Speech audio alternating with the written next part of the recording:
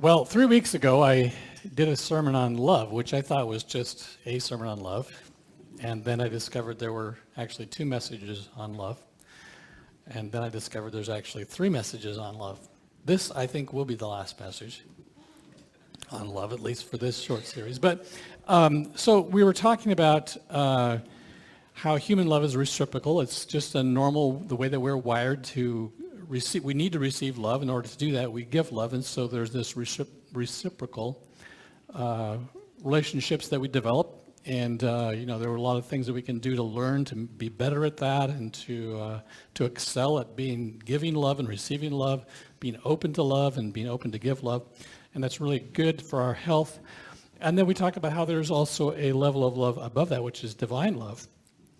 And God does work in us to help us be better at reciprocal love, but he also wants to elevate us to a point where we actually can learn to receive the same benefits of receiving love by simply giving love. And you can give love in a way that you don't really have a need to them love you back. It's still pleasant and enjoyable, but you receive the benefits of love by simply loving other people. And that's the illustration of the Father's love in the prodigal son. And I had a whiteboard up here with some great illustrations on it, and I understand that people in the back couldn't see it, which is unfortunate because they were really Rembrandt quality drawings, and they've all been erased, so you can't even go see them now. But this morning I want to talk to you about another aspect of love, and so this aspect of love is found in Matthew. And let me just read the passage to you. It's in Matthew chapter 5. It's actually in several places, but I'm going to read you the account of Matthew chapter 5. And Jesus is talking, and he says this to the people. You've heard that it was said, love your neighbor and hate your enemy. But I tell you, love your enemies and pray for those who persecute you, that you may be children of your Father in heaven. He causes his sun to rise on the evil and the good, and sends rain on the righteous and the unrighteous. If you love those who love you, what reward do you get? Are not even the tax collectors doing that? And if you greet only your own people, what are you doing more than others? Do not even pagans do that? Be perfect, therefore, as your heavenly Father is perfect. So I want to talk about the process of learning to love your enemies. And to do that, I want to actually look at an Old Testament story. So that's the principle Jesus talks about. But in order to sort of elaborate on this principle, I want to look at a story in the Old Testament. But before I go there, let me just say that this is not a sermon that I really wanted to preach. I confess that actually this theme has come up quite often in my mind over the last, quite some time. But it's not one that I really wanted to bring to you, but I was compelled, and so here we are. And I'll tell you more about why it's difficult. Well, it is difficult simply for all of us. It's really easy to love people that love you and to learn to love other people. And it's even perhaps somewhat easier to learn how to love people without getting loved back. But to love those people that are your enemies, that's just really, really difficult and really challenging. So I want to talk to you about some principles of how to move in that direction. So anyway, the story I want to talk to you about is in 2 Samuel, and the very beginning of 2 Samuel. And let me just tell you part of the story, and then I'm going to read a little bit of it here too. When Saul was made king, the leader of all of his army's name was Abner. And Abner was an incredible general. He was a great commander. He was the one in charge of Saul's armies when David slew Goliath. So when David enters into a service under Saul, Abner is the one that he's being mentored by. And so David, it's kind of reading between the lines, but you presume that David sort of has this father relationship with Abner, and Abner undoubtedly is teaching him a lot about being a man, about being a warrior. David became a brilliant strategist, brilliant warrior of his own. And so, but all this time, he's in a relationship with Abner. Well, Saul's relationship with David begins to deteriorate, and it's really uncertain as to what's going on between David and Abner. There's no indication at all, except there's several occasions where David has a chance to kill Saul, and he calls out to Abner and says, Abner, what are you doing? You're not guarding the king. I could have easily killed him. And then we don't know what Abner's response is, but then Saul always repents. Anyway, so the story continues, and eventually God changes his blessing from Saul to David. And in that process, Jonathan and Saul are killed, and Saul's son takes over leadership of the northern kingdom. And Abner is still there, but Abner is seeing more and more that God is blessing David and not Ishbosheth, which is Saul's son. And so he makes some communications with David about, what the future might hold. So in the midst of all this, there's this huge battle, and the head of David's army's name is Joab. And so Joab's forces are fighting Abner's forces, and they're actually winning. And there's one particular battle where Abner's forces are in retreat, and this happens. I was reaching for my glasses. Couldn't find them anywhere. Okay. So Joab blows the trumpet. This is in chapter 2 of 2 Samuel. Joab blows the trumpet, and all the troops come to a halt. They no longer pursue Israel, nor do they fight any oh, wait a minute. Jumped ahead too far. Back up. The battle was very fierce, and Abner and the Israelites were defeated by David's men. So Abner and his forces are defeated. They take off, and they're running away. And it said that Ashel, who's Joab's brother, was fleet-footed as a wild gazelle, and he chased Abner, turning neither right nor left after he pursued him. So Abner's forces they're taken off. They've given up the battle. They're heading back north. And this young man is chasing Abner. And Abner starts calling out to him, and he says, "Is that you?" And he goes, "Yes, it is." And he says, "Turn aside." And, in other words, I don't want to kill you. And he refuses, keeps getting closer and closer. And so finally, it says that Abner ends up killing him. And then continues on. And Joab is, of course, incensed that his brother has been killed by Abner, and this hatred develops. So let me first of all talk about what enemies it is that Jesus is talking about in that passage. Have you ever been driving down Maple Valley Highway toward Renton, and you get behind somebody who's doing 40 miles an hour? And, there's nobody in front of them. You can see they're just going along 40 miles an hour, and there's like 10 cars behind him, and you're sitting here and 40 miles an hour, are you kidding me? And they pass the sign that says 50, and they're still doing 40 miles an hour. So they get down to the place where it changes to 4 lanes, and what happens? They speed up. Suddenly they're doing 60, right? You can hardly catch them. And you think all these thoughts. Okay, that's not what Jesus is talking about. All right. That's not the enemy Jesus is talking about. You may have had some evil thoughts, but those aren't the enemies. The enemy that Jesus is talking about is somebody who has really wounded you, who has betrayed you, somebody who has maybe slandered you, maybe somebody who is constantly just an irritant to you. And it could be that they're a bully.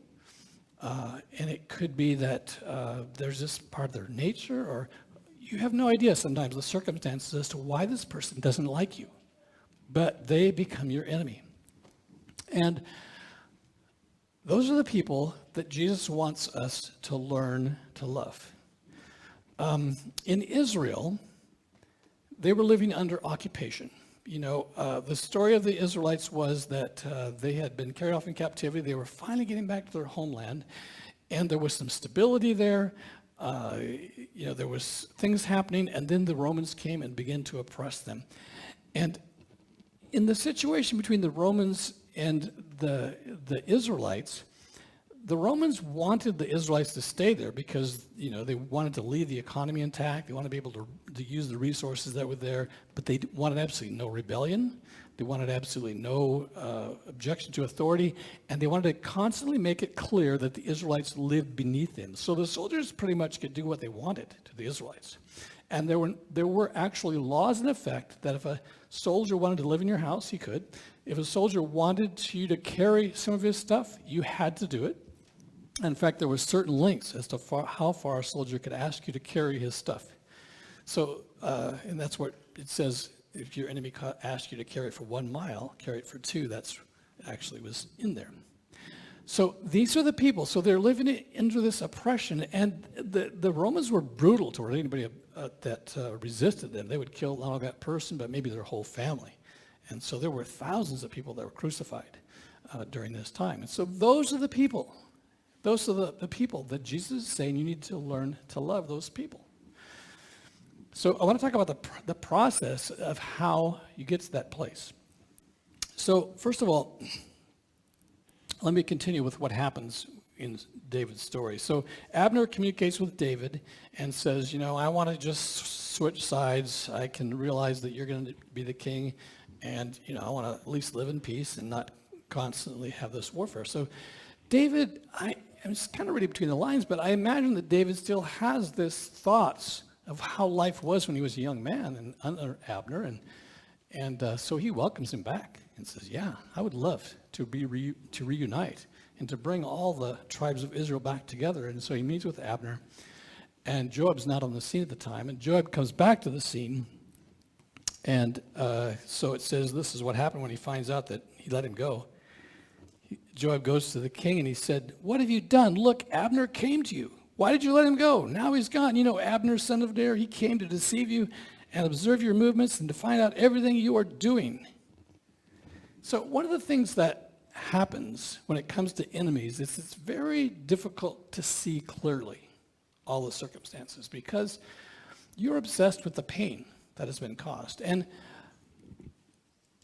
it's important to acknowledge that if this enemy is causing you physical or psychological pain, God isn't asking you that you need to continue with that. I mean, there may be need for you to put up physical or psychological boundaries to prevent this person from continuing to physically harm you. That's not what we're talking about.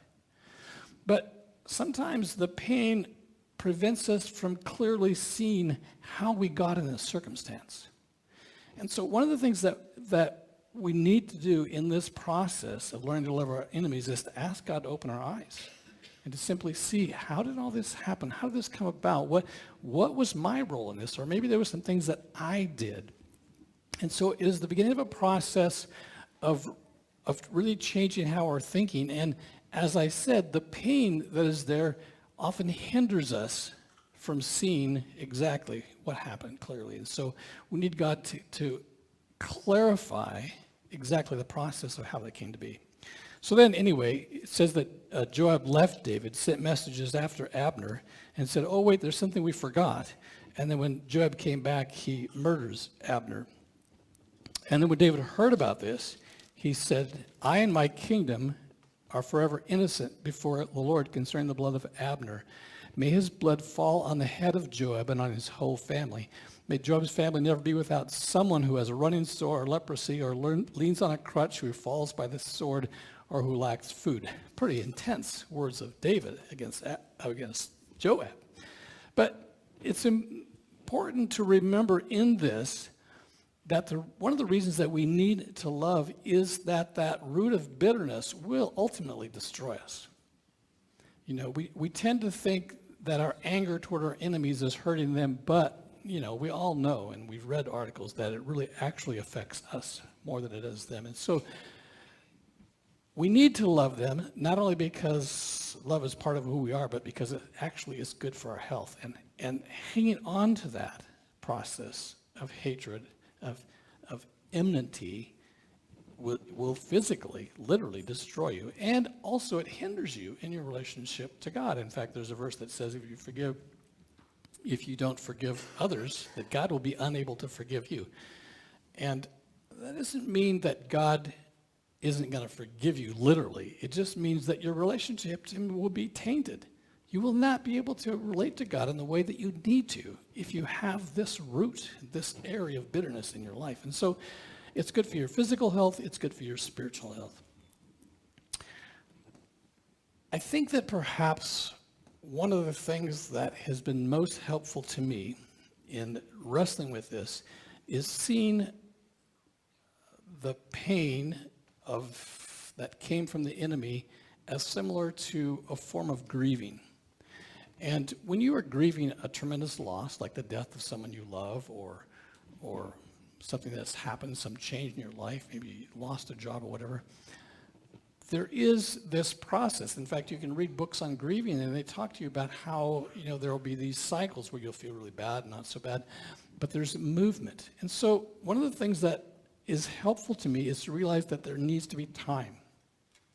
I mean, if your enemy has attacked you today, you're not going to be able to simply forgive them tomorrow.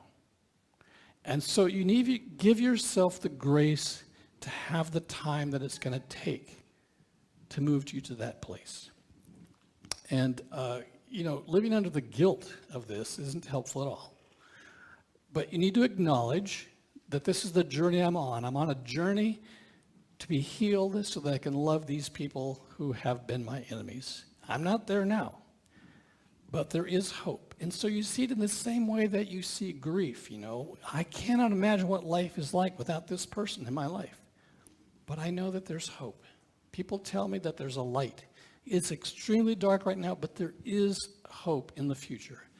And depending on the severity of pain that this enemy's caused, it may take quite a while. But I need to not resist the journey. I need to allow God to continue to move me on that journey. And I don't have to imagine that I'm already there today. But I have hope that someday I will be to the place where that's not an issue for me anymore. So, understanding that this is something that God needs to do in my life, understanding that I need to protect myself, that I don't need to continue to live underneath the psychological or physical pain of this person, but that I also need to move to the place where there is love expressed from me to them. They may never love me back, but I need to be able to have God's love toward them, whatever that means, however God reveals that to me, but that it's also a journey. I may not be able to be there today, but I need to move in that direction. And that is a changing of my thinking. It's a changing of my thoughts. It's a changing of asking God to reveal the circumstances to me, of asking God to help me to see life from their perspective, helping me to see perhaps what made them to be my enemy in that position, and having hope and trusting God that He will bring me to a place where someday I can simply say, yeah, that person caused a tremendous amount of pain in my life, but I can love them. I can love them. The crucial part in all of this is becoming like Christ, who loved a world that crucified him.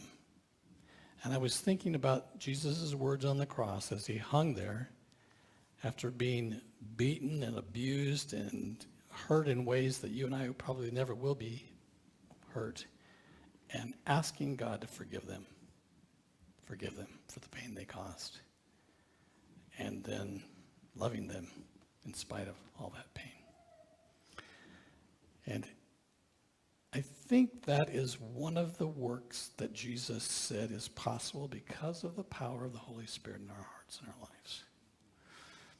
And so I encourage you, and I'm encouraging even myself, to invite the Spirit of God to come in and to replace the anger, the pain, the hostility with divine love that I don't have the ability in myself to give. Stand with me and let me pray for you. Pray for us.